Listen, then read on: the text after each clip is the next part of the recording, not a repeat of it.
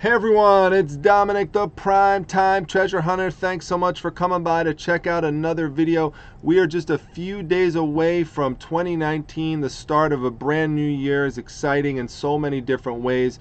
There's lots of great goals you could set for yourself, both personally and with regards to your business. And now is the time to start finishing up, thinking about the things you want to achieve and where you want to go in the new year. One of the areas where you may want to think about improving upon is customer service, especially if you're brand new. Maybe you have a few negative feedbacks, that sort of thing. It's always a good time to reflect and think, are there ways that I could have done better in terms of interacting with my customer base? Now, there are many of you who provide top-notch, excellent customer service, and so for those of you that won't necessarily be a New Year's resolution in terms of something you want to change, but you still should check out this video. I want to share with you a story of something that happened with me and a customer about a week or so ago, and I think it just reinforces why providing top-notch customer service could really help you out in terms of your business and your profitability. And I'm going to jump right into that story right here and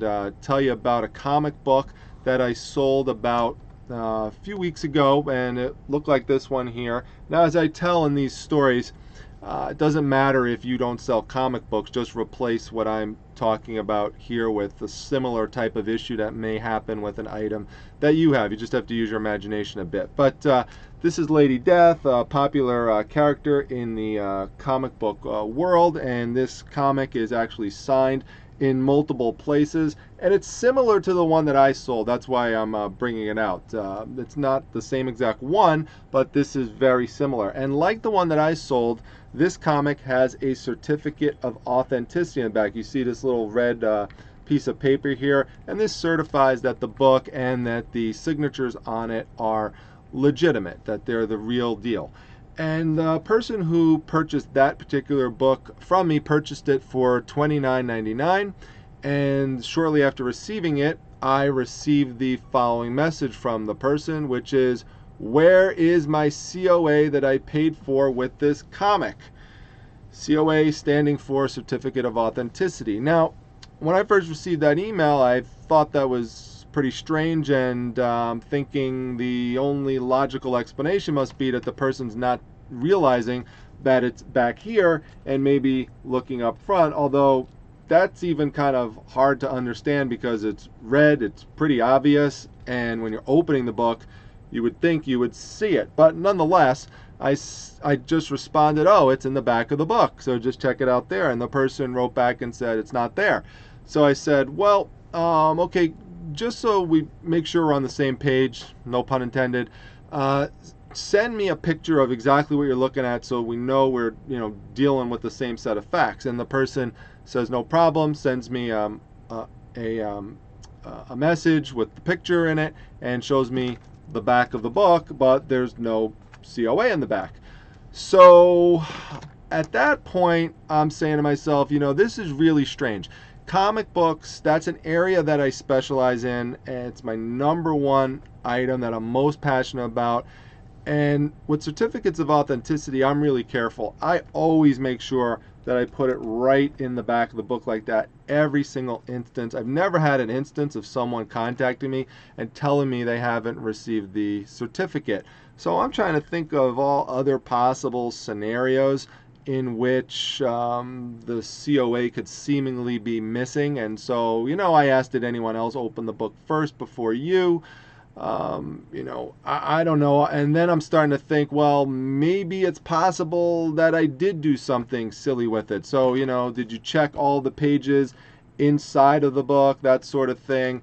Because I don't have a distinct memory of when I packed it up into the envelope when I went out shipping, seeing it in the back. It just wasn't anything I was paying attention to at the time.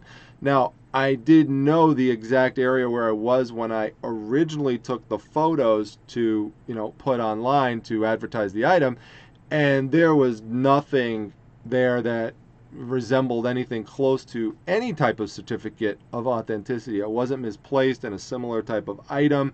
that I photographed that day, and it's just not the way. I don't have multiple items out at the same time, so to purposely prevent things from getting mixed up like this, I do one item at a time in terms of photographing it. I pack it up, put it away, and then I move on to the next item. So just really wasn't making sense, nor was it really making a lot of sense to me in terms of, is this, one of the things you think of is a person trying to scam you, that sort of thing. And, you may think something like that if the person was trying to demand money back from you, but this person never did that, did not open a case with eBay, anything like that, wasn't asking to return the item. In fact, the person said, hey, I actually really love the comic book. The comic book's awesome. I just want my certificate of authenticity. So here's the first step that's key. It's okay to ask questions as long as they're non-accusatory, just looking like you're trying to gather the facts, gather the information, try to figure out what went wrong as best as you can. The worst thing that you can do in this situation is to start accusing the person and telling them they're a scammer and they're a liar without any type of proof of that whatsoever. And while comic books is the number one type of item that I deal with and specialize in and take great care with, and I feel very, very confident that I put that COA in the back, can I tell you 100%? I can't tell you 100%. Is it possible that I did something stupid with that COA? Anything is possible, without me having photographic evidence or a very distinct recollection of me literally seeing that COA in the back of the book before I sent it out. So what I decided to do is, after we just kind of had a few more emails going back and forth and just figuring out that, nope, it's nowhere around, no one else opened the book, it's not anywhere else in the comic, it's just plain and simple, he or she is claiming it's just not there, and it's a he, so he's claiming it's not there. So I'm starting to try to think, okay, how do we handle this? The guy likes the book, he still wants a COA. Now, he doesn't know that I have a whole big giant collection of these Lady Death books. And so some of them have certificates of authenticity, some don't. Now, I sold most of the ones that have certificates of authenticity. This one is literally the same certificate of authenticity that he had in the back of his book. And that's a good point for me to mention here. Not all certificates of authenticity are made the same. Some are very, very specific and will literally say the type of book it is, the issue, the date the COA was issued, all that type of stuff. Then there's other ones that are more generic, which just say, they're from the publisher and they say, hey, this certifies that the signatures on this book are legitimate and it's the real product. But it doesn't literally say the name of the book and the issue and all that type of stuff. So there's generic certificates, and then there's ones that are more specific. So fortunately for me, this wound up being a certificate of authenticity that is that's a generic one. Now, I was not going to take this certificate of authenticity out and send it to the customer because this book is the first issue ever of Lady Death. And it's a variant issue, and it's worth, I think I have it up right now for like $80 or something like that. I mean, it's an expensive book. So, I wasn't just going to go send that person that certificate of authenticity.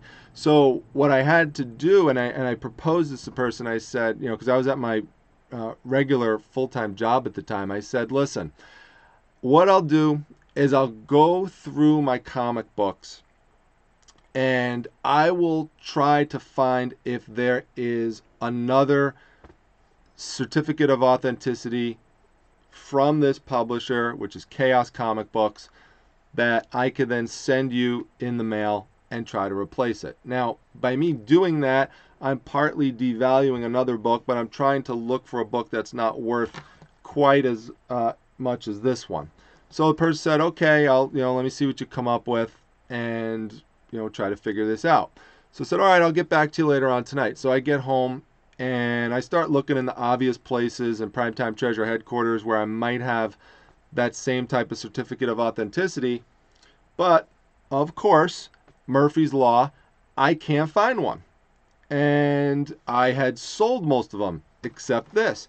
So I keep looking and looking and looking, and I'm pretty confident there's one somewhere, but you have to understand, at Primetime Treasure headquarters, with comic books being the #1 thing I do, I have so many boxes of comic books that it does take a while to go through these things to try to find the issues. And I decided when I was doing this to try to tackle 2 birds with 1 stone, because one other type of comic book that I had laying around next to me where I do my packing is Marvel Superheroes Secret Wars.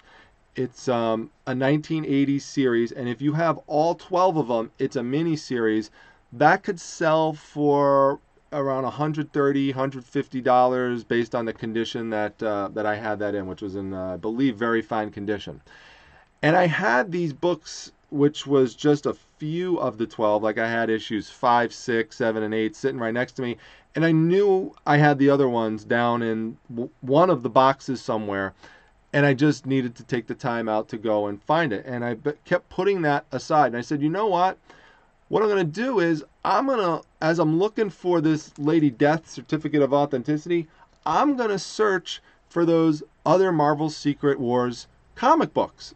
So as I'm doing this and as I'm going through it, sure enough, I find the other issues that helped complete the set of 12. And I said, great, I'm going to now take those, I'm going to list those online. And I did find a certificate of authenticity from Chaos Comics, which made Lady Death. And I said, here's what I could do. I could send you this certificate. Now, it's not one that says anything about the signatures being legitimate. See, this one does say the signatures on here are legitimate, but it was even a more generic certificate. Looked very similar to this one, but what it said was, this guarantees you that the product that you have in your hands from our company is legitimate. So the product that the person has would encompass the signatures, it just didn't mention signatures. And fortunately for me, the person said that's fine, you could send that along, and there's no ethical issue or problem doing that, because even though that's not the exact one that was issued with the comic, because we already know that we're replacing one that was a legitimate certificate of authenticity with yet another legitimate certificate of authenticity. So there's nothing fraudulent or anything like that about doing that type of thing. So sent that along in the mail to save money. You know, it was just a regular COA, so just you know, just a little piece of paper, so there's no sense paying a ton of money to ship it over there. Just put it in a regular envelope, protected it with some plastic, and just put a postage stamp on it. Person got it within a few days. And by the way, this is the book that was sold, just so you could see right there. This is the one we're dealing with, and that's the COA, which, as you can see, is identical to this one. What happened was that person wound up leaving me a very good feedback right here. Said very good about fixing things, really like this seller, will buy from again. So wound up getting a positive feedback out of that, which is good. That lets people know that if there's an issue, I will work with them, and that adds to consumer confidence and makes people want to purchase from you more. And not only that, as you probably just saw because I clicked on it, I did wind up selling this set of Marvel Superhero Secret Wars right there. All 12 of them cobbled together.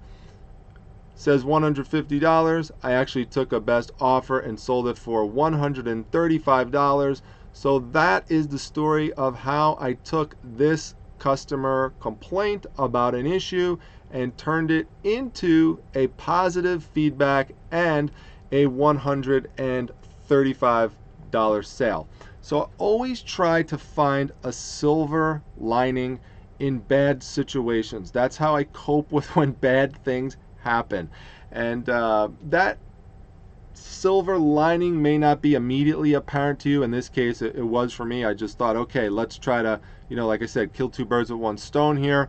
Other times, you know, it may take a little while to figure out what that silver lining was, but in this instance, again, you know, it was pretty easy to try to, you know, do a search for those books. I had a general idea of where they were located, and after going through several boxes, was able to pick them out, you know, and make that sale. So all's well that ends well. Customers happy. I mean, yeah, I lost a certificate of authenticity from another book, but it wasn't one that was super valuable. I'm okay with it. I've already made my money back from this collection. I've talked about this collection several times. This is one where I just sourced about 4 truckloads worth of comic books and comic art and all sorts of other collectibles. It was great. I wish I could have videotaped it, but there was a private estate pick and they would not let me film it. So unfortunate, because it was one of my best ones. So I just figured, you know what, as these things sell over time, I'm sure I'll have stories associated with them. And yet another instance, for those who have been following me for a while, of me continually running into issues here and there whenever I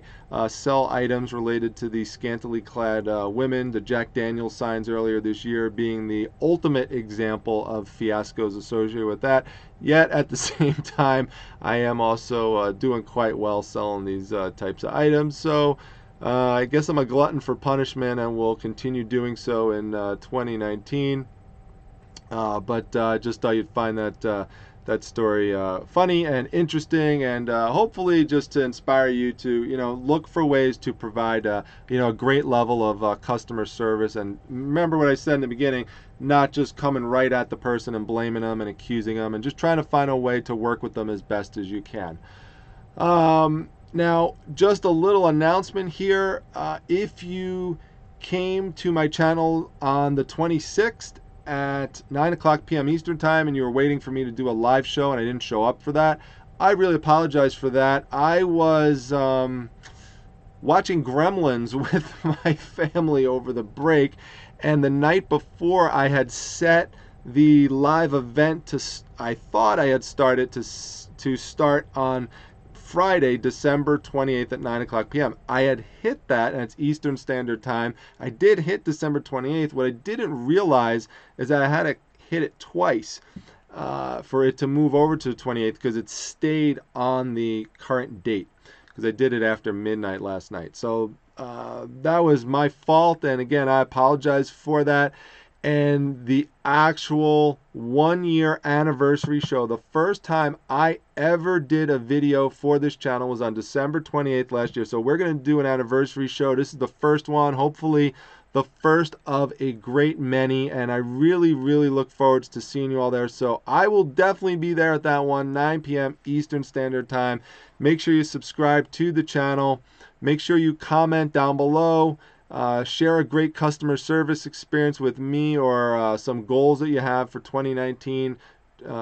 Anything you want to share, any comments, any questions. I always love hearing from all of you. You know that. Make sure that you come to the Facebook group that I run, the Facebook Reselling Resource Center, because we are almost at 5,000 members there. We're 4,900 and change, so we will jump right into 5,000 probably at the very beginning of 2019. So that's an exciting development as well. That group has been up and running for about a year, so tremendous growth in that short period of time. And my Instagram account is about to hit 1,000 followers there, so come over there at prime_time_treasure, and look forward to seeing you at the next video and at the live show. Take care, everyone.